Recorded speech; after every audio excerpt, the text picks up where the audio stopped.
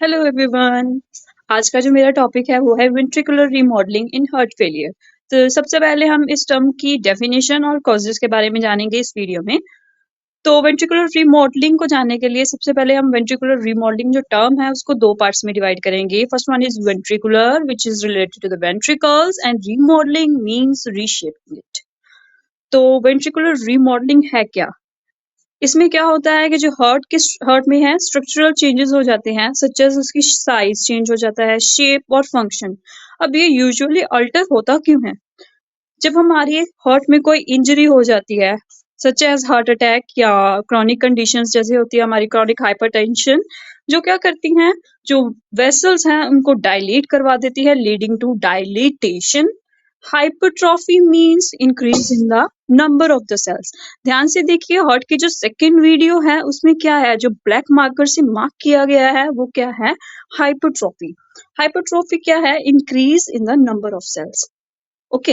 And impaired pumping ability. अब इस example को हम लिंक करेंगे हमारी बॉडी के जो नॉर्मल स्किन की वूंड हीलिंग होती है उस मैकेनिज्म से। जब हमारी स्किन पे इंजरी होती है तो सबसे पहले कौन सा इवेंट होता है? ब्लीडिंग। तो ब्लीडिंग को स्टॉप करने के लिए क्या होता है? वूंड हीलिंग का प्रोसेस होता है।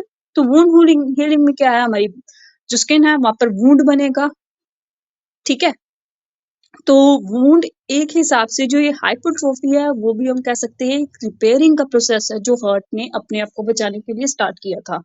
लेकिन अब वूंड क्या है? अब जो हार्ट की वूंड है उसमें क्या है, उस पर हार्ट पर ओवरलोड भर गया सेल्स के इंक्रीज होने के कारण, जिसके कारण क्या है, अब उसकी पंपिंग की एबिलिटी कम हो गई। अब सोचो, एक इंसान है वो 40 किलो कैरी कर रहा है और दूसरा इंसान है जो 80 किलो कैरी कर रहा है।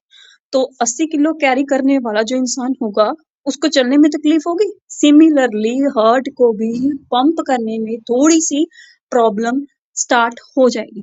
और जब ये इवेंट जो है कॉन्टिन्यूसली होता है, सीक्वेंस में चलता रहता है, तो वो अल्टीमेटली हार्ट फेलियर करवा देता है। ओके। तो सबसे अब हम इसके कॉजेस के बारे में जाने। ब्रीफली हमने कॉजेस डेफिनेशन में ही कवर किए हैं। अब सबसे पहले कॉज आ गया हमारा मायोकार्डियल इन्फार्क्शन, जिसे हम क्या कहते हैं? Heart attack.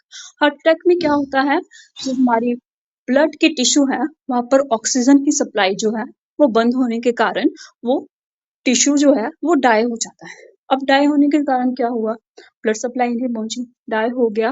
अब ये डाई हुआ क्यों? जब कोलेस्ट्रॉल का लेवल बढ़ गया due to narrowing of vessels, और अगर कोई ब्लड क्लॉट फॉर्म हो गया तब भी ये कंडीशन अराइज हो जाती है। अब सेकेंड है chronic hypertension.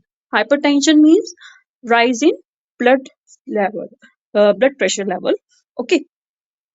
So third one is valvular heart disease. अब जो हार्ट की वॉल्स होती हैं, वैल्वुलर से क्लियर होता है वॉल्स के रिलेटेड।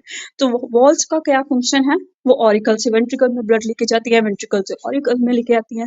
ओके। और इसके अलावा पूरे हार्ट को पंपिंग करवाने में भी हेल्प करती है, ताकि वॉल क्या है, वो एक गेटवे है, डोर है, क्लोज करना है, ओपन करना है, कब जाना है कब नहीं, उसे सारा पता है।